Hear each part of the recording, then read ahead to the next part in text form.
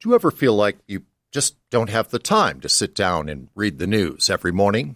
Sometimes things get so hectic you can't even scroll through your feeds while you're trying to get ready. A new podcast from Boise State Public Radio has you covered. I'm George Prentice, and I want to invite you to check out The Connector every weekday morning. You can get up to speed on all of the Idaho news you need to start your day without ever interrupting your morning routine.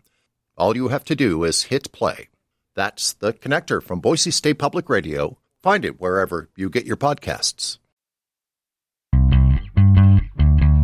From the studios of Boise State Public Radio News, I'm Samantha Wright, filling in for Jim Gaudette. This is Idaho Matters. Last Wednesday, Governor Brad Little signed House Bill 345 into law in a private ceremony at the State House. The new law makes sweeping changes to Idaho's voter-approved Medicaid expansion. It would also have an effect on the rest of the Medicaid program in the Gem State. And we wanted to break down the law into basically three parts: what the law says it wants to do, why some of that might be tricky, and how it will affect Idaho and the people on Medicaid. Here to help us out is Medicaid expert and Idaho Capital Sun reporter Kyle Fahnenstiel. Kyle, thanks for coming back on the show and helping us out today. Thanks for having me. Okay, let's start with the new law. And what it says it wants to do. What changes does this make to Idaho's Medicaid program? So this does a lot. It's an 11-page bill, and it repeals a few things. It adds in a bunch of new policies, and like you mentioned, it's probably going to take years for this to roll out, for all the policies to roll out and get approved, because a lot of them require approval from the federal government to implement. But here's kind of the long and short of what it does. So Idaho is going to again try to get work requirements for able-bodied people on Medicaid. That's just for people on Medicaid expansion. That's the big proposal that's caught a lot of pushback, because many critics say work requirements are just red tape, because most people on Medicaid are already working, and now they just have to prove that to the state. Well, they might have to. And then the second other big thing, and I think this is going to be a thing that's going to take years to follow, is Idaho is going to try to privatize Medicaid management. This is usually called managed care and is used by a ton of states for Medicaid. It's basically where, instead of, if you're on Medicaid and you're trying to go to the doctor's office, instead of asking for approval from the state health department, the Idaho Department of Health and Welfare, for you to be able to go to that doctor's visit, Medicaid patients will have to work with a private company or private companies to get approved to go see the doctor. Gotcha. Okay, so let's back up to work requirements. When we say work requirements, what does that mean? What does the bill say? Does that mean people have to work if they're on Medicaid expansion? And before we get to that, quickly, what's the difference between Medicaid and Medicaid expansion? Yeah, so this would just be for able-bodied adults on Medicaid expansion. Medicaid expansion is this policy that Idaho voters approved in a 2018 ballot initiative. The policy took effect in 2020. It made more people who are low income eligible for Medicaid. Medicaid is this big program that's run by the federal and state government that provides healthcare insurance assistance to a lot of folks, to folks with disabilities, to pregnant people, to some seniors, and to people who have low incomes. And these are all determined based on some they're kind of complicated formulas for the federal poverty level. You can find all that info on Health and Welfare's website about if you qualify, and there's a bunch of stuff on the federal HHS, Health and Human Services website about this stuff. And I guess to step back a bit, work requirements aren't a new idea.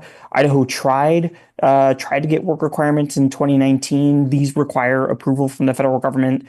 The federal government never acted on Idaho's waiver for work requirements. It was still pending the last time I checked a couple weeks ago. And under the Trump administration, the federal agency, it's called the Centers for Medicare and Medicaid Services, approved work requirements in 13 states. That was the first time that Medicaid work requirements had been approved in Medicaid's history. The Biden administration revoked those approvals for work requirements, and many of them also didn't go into effect because several courts struck down these work requirement policies. Gotcha. And so this law, the new Idaho law, basically says you should be working, I think it's 20 hours a week, unless, you can't, as you said, able-bodied folks, or, there's a few other, I think, exceptions in there for people with kids under 6. Tell me about these requirements and what they would do. Yeah, so if we get approval from the federal government, people who are able-bodied on Idaho Medicaid Expansion would be required to work 20 hours a week or volunteer 20 hours a week. But there's also a few different exceptions. If you're a kid, you're not subject to the work requirement. If you're a senior, you're not subject to the work requirement. There's the specific ages are spelled out in the law. If you're disabled, you're also exempt. If you're pregnant, if you are a parent or a caretaker of kids who are 6 years old or younger, exempt. If you're in a rehabilitation program or you're on workers' comp, or if you are a student in college or vocational school, you're also exempt. But otherwise, you would need to work those 20 hours a week or volunteer.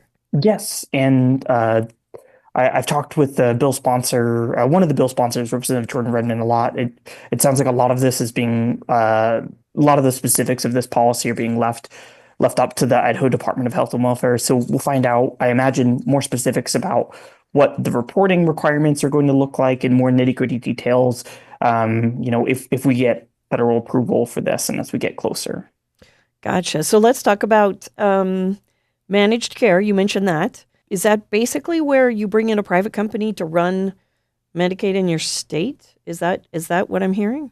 Yeah. So we would still have the Idaho Department of Health and Welfare involved in Medicaid policy, but this private company or private companies, they would be tasked with approving Medicaid benefits and like doctor's visits instead of the state health department. So how this typically works is the state will pay this managed care provider. They're usually called a managed care organization or an MCO.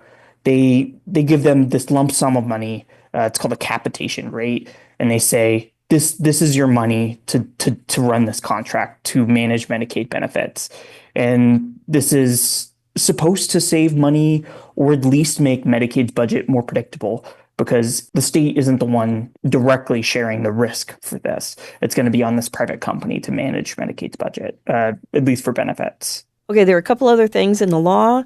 One of them is trying to get people on Medicaid expansion off Medicaid expansion and onto the state's health exchange. Is that what they're trying to do? Yeah, so it would give folks who are eligible for Medicaid expansion an option. So, Samantha, there's this folks who are eligible for Medicaid. It's up to like 138% of the federal poverty level. Everybody who makes over 100% of the federal poverty level and would be eligible for Medicaid expansion. Instead of being on Medicaid expansion, this option would give them a choice. They could go instead get tax credits to buy discounted insurance on Idaho's health exchange, Your Health Idaho. And this isn't a new idea either. In 2019, Idaho tried to get federal approval for this and got rejected. When the federal government evaluated that waiver, they essentially said that Idaho couldn't prove that the policy would be neutral on the federal deficit. Okay. And then there's this other thing I saw in the bill called cost sharing. What is this? Is this basically putting a copayment on your doctor visit if you're on Medicaid? That's exactly what it is. And I apologize. I know there's so much jargon in healthcare. So this would also need federal approval for Idaho to do it. It's in place in a few other states already. And this would make patients pay some portion of the cost. And I haven't seen specifics about what that would look like. Gotcha. So they're still working that out, or going to work that out, I guess.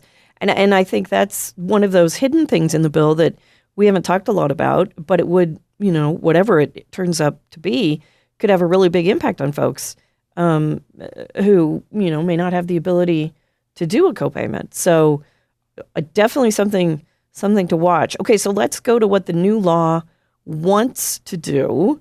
Well, we talked about that. Let's talk about what might actually happen. What is a federal waiver? And you mentioned that some of the parts of the new law might need one, like the work expansion. What's a waiver? How does it work? Why do we have to get one?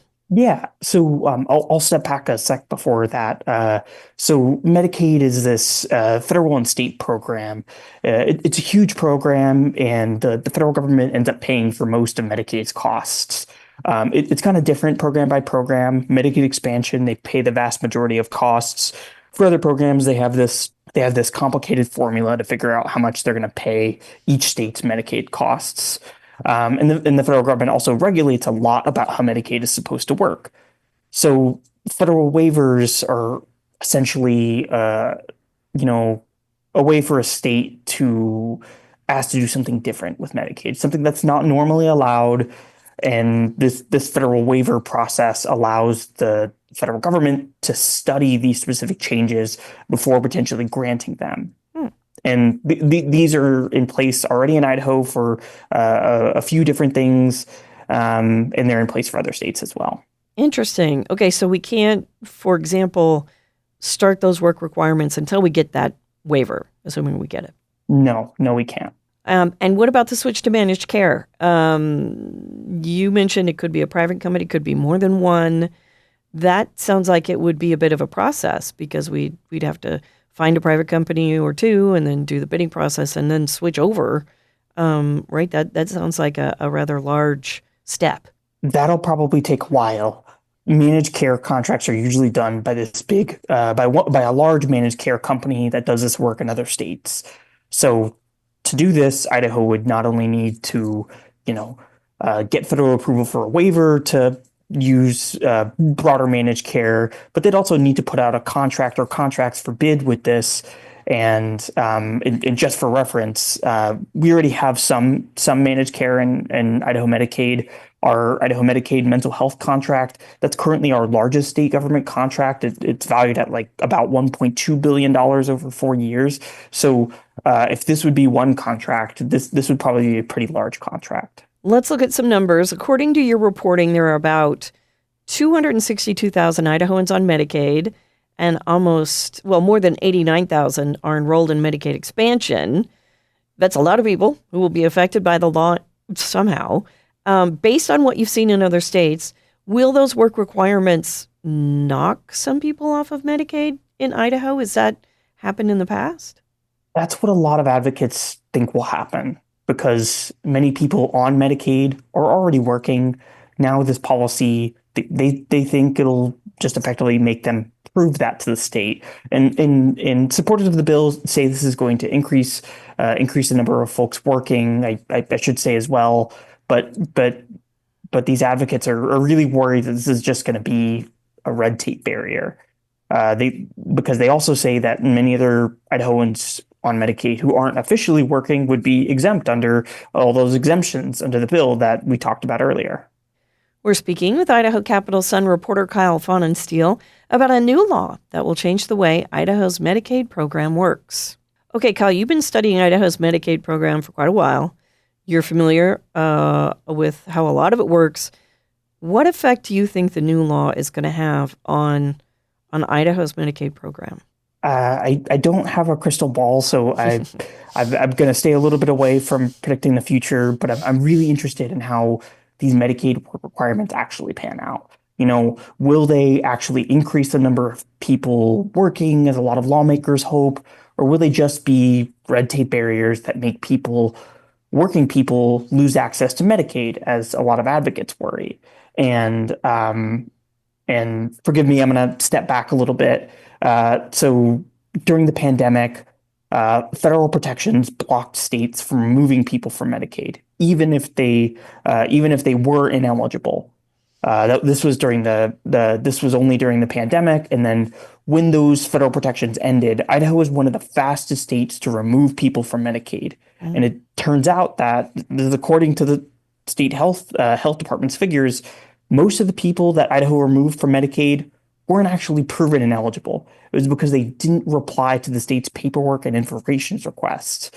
I did a lot of reporting on that process. It's called Medicaid Unwinding. And you can read a lot of our stories about that on the Idaho Capital Sun's website. I think the state's experience with getting people to reply to paperwork was really sticking in my mind as lawmakers were talking about work requirements, because I remembered how difficult it was to get people just to respond to requests to show they were still eligible for Medicaid.